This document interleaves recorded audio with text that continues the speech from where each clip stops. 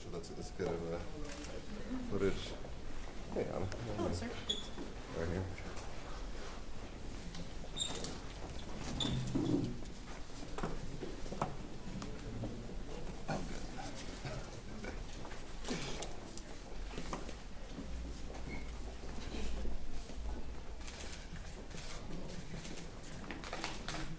All right.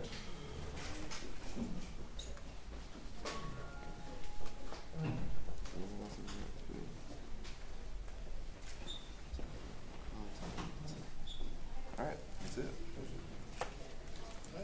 Podium's right behind us.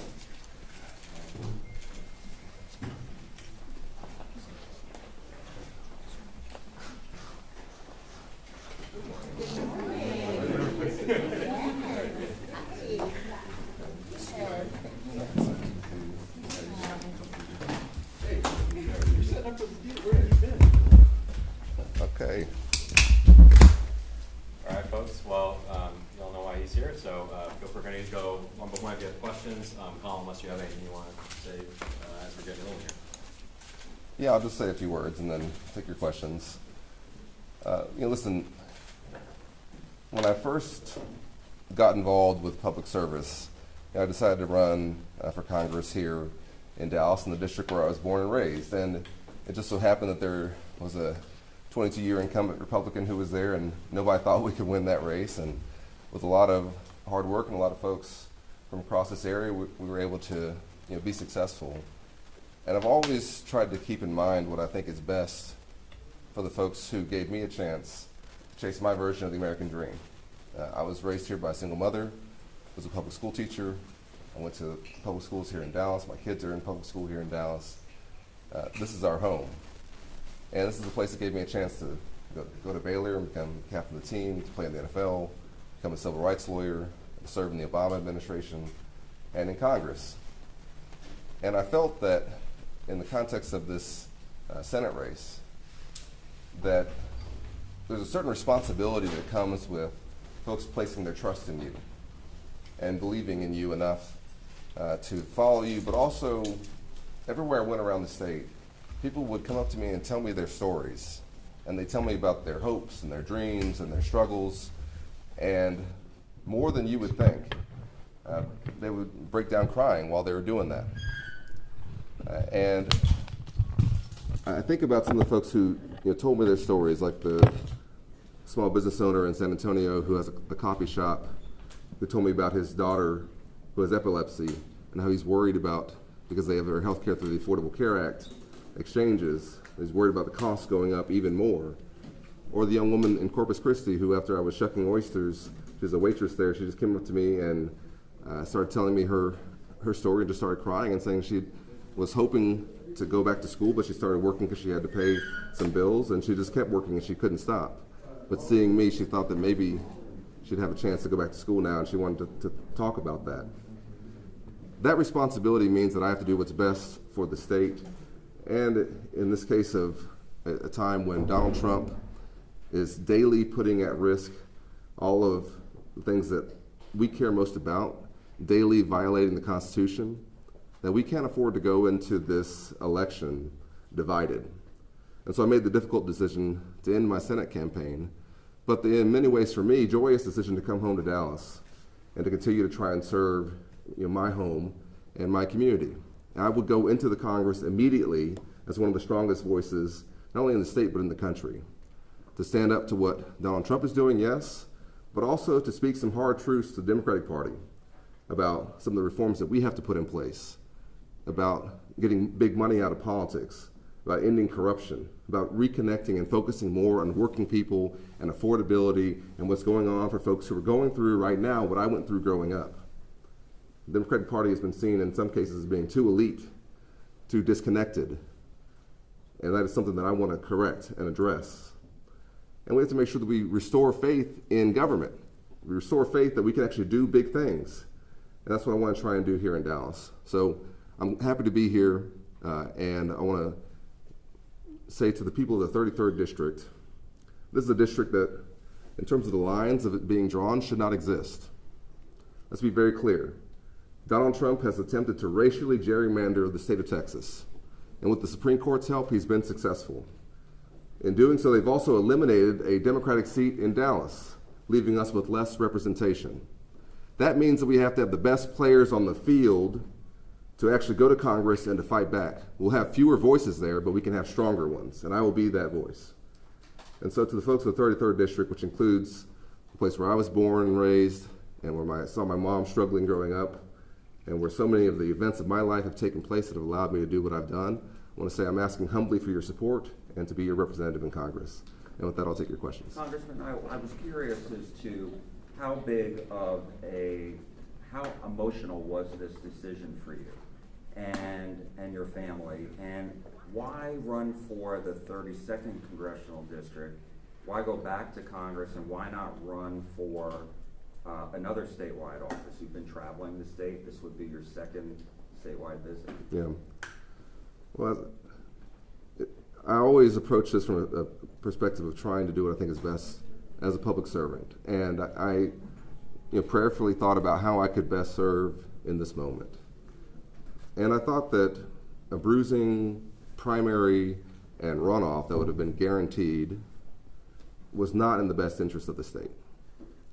And I also thought that, as I said, that folks have placed their trust in me over the years, and that with that trust comes a certain level of responsibility to do what's best for them. But that I could also continue to serve in a different way. And that I have important insights and important experience to bring back to Congress, to go in with much more knowledge, energy, and focus even than I did last time. And we got a lot done in my first 6 years in Congress. But I'm going in not just to leave things as they are. I want to shake it up. This Congress has completely abdicated its responsibilities. It's forgotten that it's Article 1 of the Constitution that deals with the Congress. They have completely, I think, left the American people wondering if there's any leadership at all out there. And I'm going to go into Congress with the help of the folks here, and if I'm so honored to be there, to be our nominee, as somebody who will be there to shake things up and to speak some hard truths to everyone, and to say, let's fix these things, let's get this back on the right track, and let's do it as well as we can together. Congressman, you want to avoid a Senate primary, bruising Senate primary. You're still facing Julie Johnson, who's also running for 33. The LGBTQ PAC, you may have seen this last night, they said it's unconscionable for you. They said the last thing a Democrat should do is try to unseat the first openly LGBTQ member of Congress from Texas. They called it unconscionable. How are you going to tell Democratic primary voters you're different from Julie and they should elect you over her because you endorsed her years ago? Let's be very clear. This is a totally new district. This is not a district that has any incumbent in it. I'm not running against anybody. I'm running for this district that, as I said, was racially gerrymandered by Donald Trump. There is no incumbent in the 33rd District other than Mark Vesey, which is in Fort Worth and parts of West Dallas. So this is an entirely new district, and one that encompasses much of Dallas County and the places that I've known and grown up in. And I'm well known here. And folks know my record of service. They know, I think, how I've approached doing this in a way that brings folks together, and that I've done it in a way that hopefully has some dignity to it. And so I'm going to be running on my record and what I can bring to the table. Anyone else who chooses to get into the race will have to do the same. But Democratic primary voters will see your name and her name on the ballot come March. What would you tell primary voters how you're different from her? Listen, I think it's not about her, and it's not about anyone else. To me, I'm focused on what I know we have to do, which is that we have to root out the corruption and deal with the high costs and the risks to our Constitution that have placed us in a moment where we have to have our best players on the field. And I think I'm one of our best players, and I know what I'm going to do, and I know how to do it, and I look forward to doing it in Congress again. Could you say, though, that you wanted to avoid a brutal Senate primary? You didn't think that was in the best interest of voters in the state, but why is a primary in the 33rd in the best interest of the voters? Well, the contexts are completely different. We're talking about trying to flip a Senate race statewide, in which I'm giving whoever the nominee will be an 80-something day head start by not having to be in a brutal primary and runoff, versus a newly drawn congressional district in which we'll just see what the outcome is, but it certainly is not. The stakes are very different, right? And so I made the decision to do what I thought was best for the state, but also what's best for the state is to have some of our best folks in Congress representing us. we will have fewer Democrats in Congress because of this redistricting. Those voices that will be there will have to then be stronger, and I will be one of those strong voices. I can represent, Dallas, and we'll see what happens, with these congressional districts. I'm still hoping that eventually this gerrymandered map will be overturned, and I think that overall, in the long run, I'm hoping that we can ban gerrymandering like this in general, and make sure we don't have to have some of these ridiculous districts like this. The fact that we're even having this conversation is a win for Donald Trump. We have time for 2 more questions. Congressman, how much of the polling played into this? With the latest polls we saw from Houston, I think TSU did the latest polls for the Senate race, showed Congresswoman Crockett ahead of you, and I think you and Tallarico were close behind that. Was that the deciding factor here, or was something else the deciding factor? I mean, of course you have to look at it and wonder what the overall outcome would be. And I don't know what it would be. But I know what the result would be, which would be bruising and divisive, not only primary, but then runoff. And that, to me, would leave the eventual nominee with very little chance of being successful in November. I do have some experience with this. And I also know what it's going to take for us to have a breakthrough in a state where we haven't done this in some decades. And I don't think it looks like coming out of a race like that. Will you get behind either Tallarico or Crockett if she announces this afternoon? Will you endorse one? I'll have more to say on that in the future. I'm focused on the 33rd district right now, but I'll say that Jasmine's a friend who I've worked with and known for some time, going back to before we were both in office. To me, my focus is on making sure that folks here in Dallas know why I'm running to represent us in Congress, and I'll weigh in on some other races over time. What does your family have to say about you changing and running? Well, I think my boys are pretty excited about it. I told them I wasn't going to have to be away nearly as much. I've got a 4 and a 6-year-old. My first born son, Jordan, he was born a month into my time in Congress. I was the first member of Congress to ever take paternity leave when I took some leave to go care for him and my wife. And then we had Cameron, our second son, a couple years later. And, much of that time has been spent with me, campaigning and serving and having things like January 6th and, threats on the House and all kinds of things going on. And in some ways, I'm hoping that this can also, help in terms of stability there. But I've always approached campaigning and serving because I'm doing it for my boys. And I tell folks, on the road this all the time, but I carry, physical reminders of my boys with me. I have 2 little rocks that I keep in my pocket because my boys collect rocks and they bring them to me, and they know that wherever I go, when I put my hand in my pocket, I've got a reminder of them. And so for me, this is all about family, especially for someone who didn't know their father growing up. It's incredibly important to me that I be a good father. But part of being a good father is also having a country where they can get by and where they can become what they want to become, and where I'm not handing off a divided country, one that is a shadow of itself. That's also part of being a good father. And so I see that as part of my role. There were talks also about when you were talking to Crockett. Have you talked to Julie Johnson about you switching to that race? Has there been discussions? Has there been a situation where it's like, I'm thinking about doing this. What's the thought? Because she woke up with this. Yeah, no, listen, folks are always free to reach out to me, and certainly Jasmine did, but I make my own decisions about what I'm going to do. And this was not certainly about Jasmine in the Senate primary or about anyone else in the congressional. And I'm doing what I think is best for the state and for Dallas.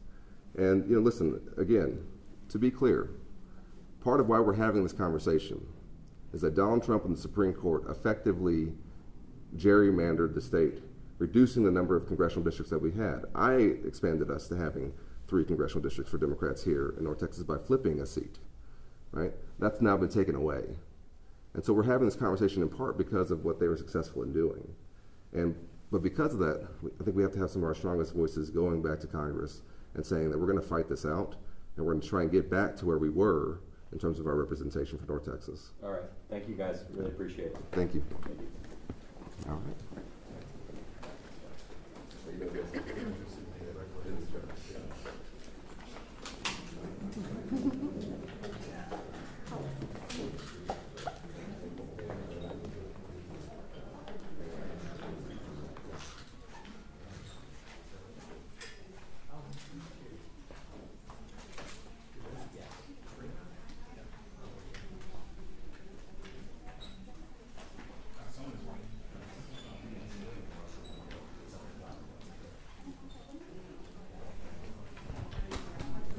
Oye, Javier.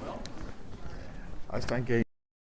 Sort of higher levels, like, I mean, it'd be like, Marines versus National Guard. But or if like the something. Secretary of Health and Human Services or They Interior, get a or something. detail. That's just not a Secret Service detail. So because she is our boss, she is the head of DHS, and historically the treasurer, because we used to be the Department of Treasury.